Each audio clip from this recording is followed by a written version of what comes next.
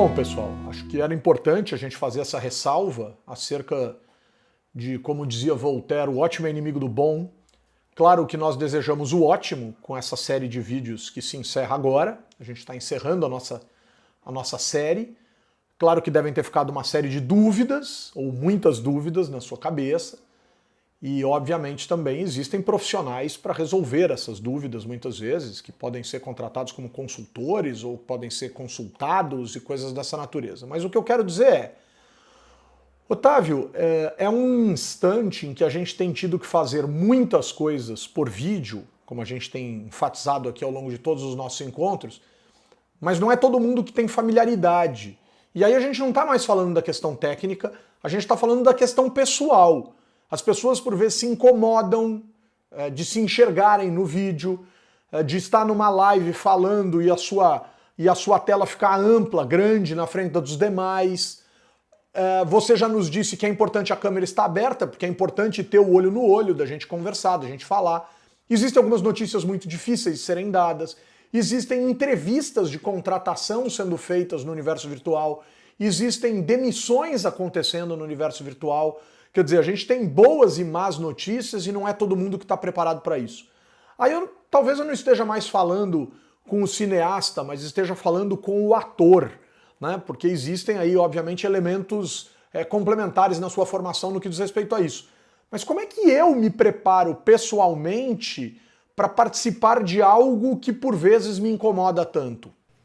Exatamente. Muitas pessoas não têm essa familiaridade, né, com a câmera. Nós, atores, justamente, também estudamos isso muito tempo para parecer bastante natural, né, para ter essa intimidade com a câmera. Então eu vou falar um pouco, como você falou, através do ator aí, né, com mais 20 anos de experiência, dando aulas, sendo diretor também. Então eu acho que eu posso trazer a esse respeito, falar sobre as práticas do ator. Existem várias linhas diferentes de pesquisa nesse sentido, né, tanto no tempo como no espaço, né, tanto culturas diferentes como durante a história, aproximações diferentes com essa prática do ator, o que é estar no palco. Mas uma coisa eu acho que existe em comum a todas elas, que é a presença do ator. É isso que diferencia, né, é isso que torna um ator magnético quando ele está no palco. É isso que faz uma pessoa entrar, nem falar nada, mas você não consegue desgrudar os olhos dele, né? Então, nessas linhas diferentes, existem também nomes diferentes para a mesma coisa. Então, essa presença, que eu chamo de presença, né? Estar presente, estar no aqui e agora, no seu corpo, para algumas linhas é chamado de aterramento, para outra linha é chamado de atenção plena, para outras linhas pode ser chamado uma palavra em inglês, uma tradução meio ruim, mas embodiment, que seria a corporificação. Então é você conseguir estar nervoso, estar angustiado, mas conseguir abraçar tudo isso e dentro disso se acalmar e ficar presente, não tentando jogar isso fora, mas justamente o contrário, tentando incluir isso dentro daquilo que está acontecendo no momento presente, né? Então eu acho que a gente pode emprestar dessas práticas do ator sobre a presença um exercício interessante sobre respiração. Geralmente quando a gente está ansioso, por exemplo, a nossa respiração muda bastante. É uma respiração mais alta, né, mais curta, e a gente tende a inspirar mais do que jogar o ar para fora, do que expirar, do que expulsar o ar. A gente engole um monte de coisa e acaba não conseguindo fazer esse fluxo. Então, para isso eu vou fazer agora uma prática simples, lembrando que é uma prática que está visando também a concentração, você se concentrar um pouco, abandonar os estímulos externos, para você estar melhor com você mesmo, para poder interagir mais naturalmente com uma câmera, né? Então, esteja num lugar tranquilo, confortável, no meio de um fuzuê vai ser difícil fazer o exercício, ou se você tiver com um monte de aparelho eletrônico, abandona eles um pouquinho. Se você quiser, Humberto, eu te convido para fazer comigo, tá? A gente vai fechar os olhos um pouquinho e a gente vai fazer um exercício que eu primeiro vou falar, eu vou explicar, é um pouco difícil de explicar ele enquanto a gente faz, mas durante vocês vão pegando, tá?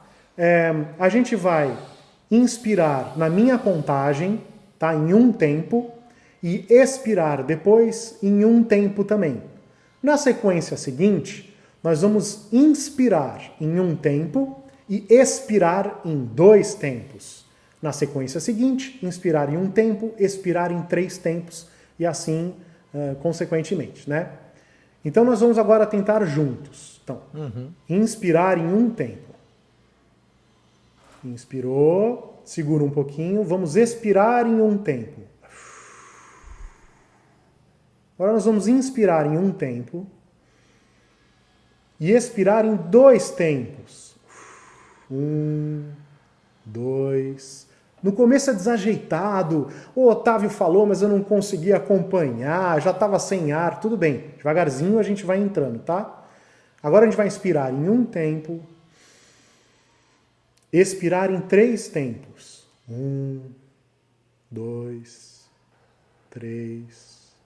Inspirar em um tempo, expirar em 4 tempos.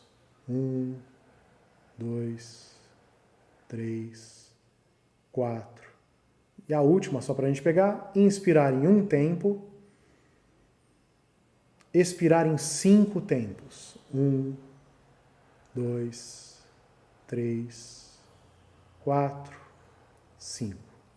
Muito bem, a gente pode continuar nessa sequência até você sentir que você está mais calmo, né? Sentindo que seus pés estão no chão, seu corpo está aí. No começo é difícil se adequar, parece que o fôlego não vai dar. É justamente isso, você está ansioso, você está com medo, você está alegre. Acolha isso, abrace isso, que isso vai passar, né? E você consegue ir relaxando aos poucos. E você pode imaginar, por exemplo, que você é um pneu que está esvaziando. Então, você vai começando a ter controle sobre a expiração e fazendo com que esse fluxo de expiração volte a ser compatível com o fluxo de coisas que você está inspirando. Tá? É um exercício bastante interessante. Existem outros exercícios, né, nesse sentido, mas é um exercício bastante interessante para recuperar, aí, entre aspas, a nossa presença.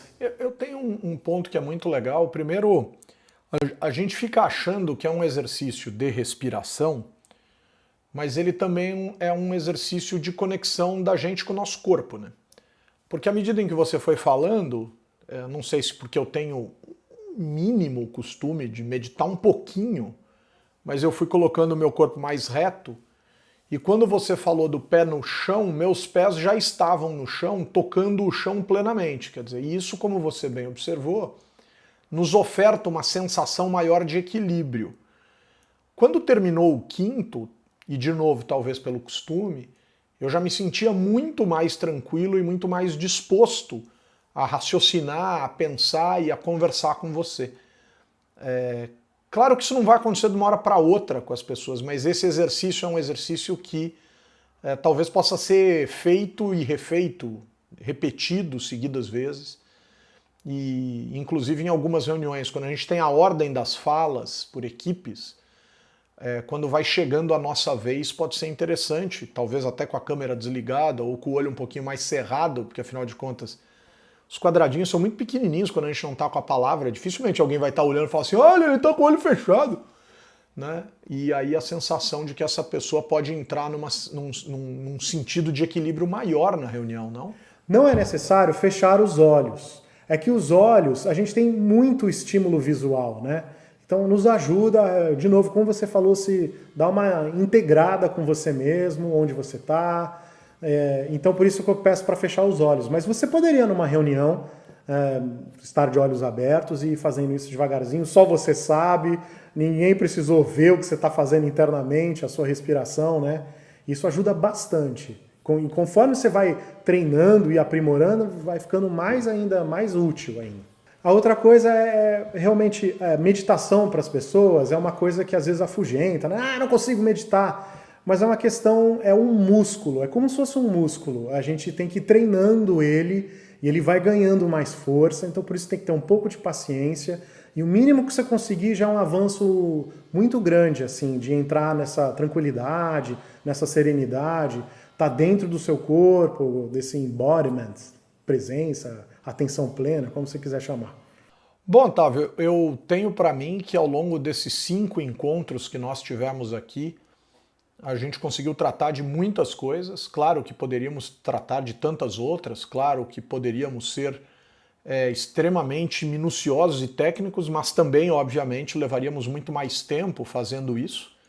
Mas em nome do CLP, Liderança Pública, eu gostaria muito de, primeiramente, agradecer a Narra enquanto empresa e que nos trouxe tantas coisas bacanas, e obviamente você, como diretor da Narra, né, agradecer por a gente poder ter estado junto nesses 5 encontros.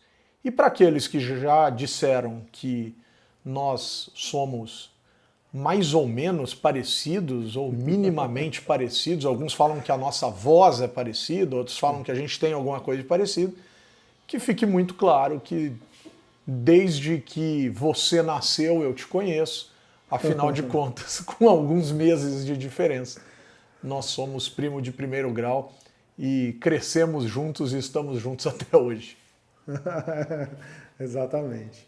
Eu queria te agradecer muito o convite também. É muito gratificante poder ajudar as pessoas a tentarem minimamente se comunicarem melhor, né? Porque, puxando um gancho aí, acho que política a gente faz assim, né? Seria conversar na comunicação, no olho, sem hierarquias, né? Tentar se entender, né? Nessa confusão toda que a gente se meteu, né? Ou se mete, né? Enfim, eu agradeço muito o espaço.